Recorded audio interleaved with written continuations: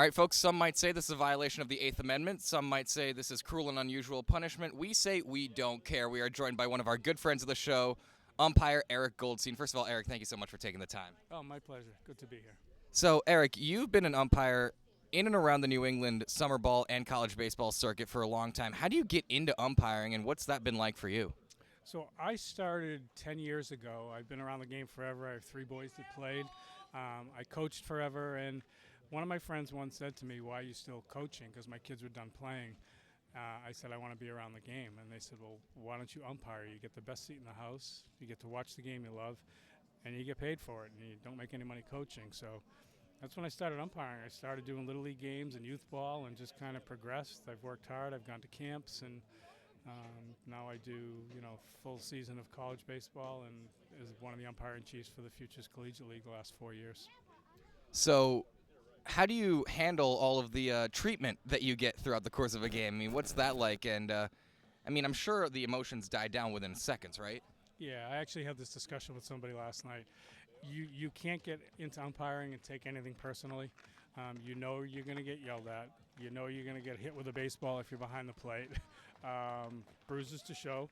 But it's just managing the game and managing people. And I've had a couple of, unique circumstances, but all in all, I don't have a lot of problems out here. And I think, again, it's the love of the game, and I try not to take it too seriously and let what people say get to me.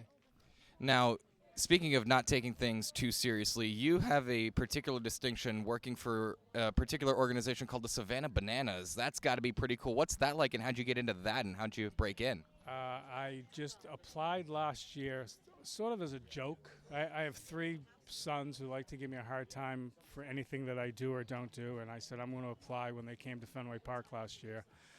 So one more thing to add to the list for them, and sure enough, I went through a pretty rigorous process and I got selected.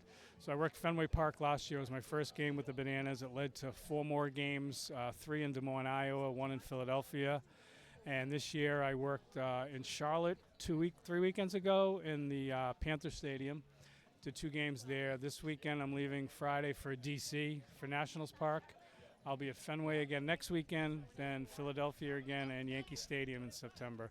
2 games at each location, so 10 total games with the Bananas this year. Well, don't forget us when you make it big time here, Eric. Yeah, it's a lot of fun.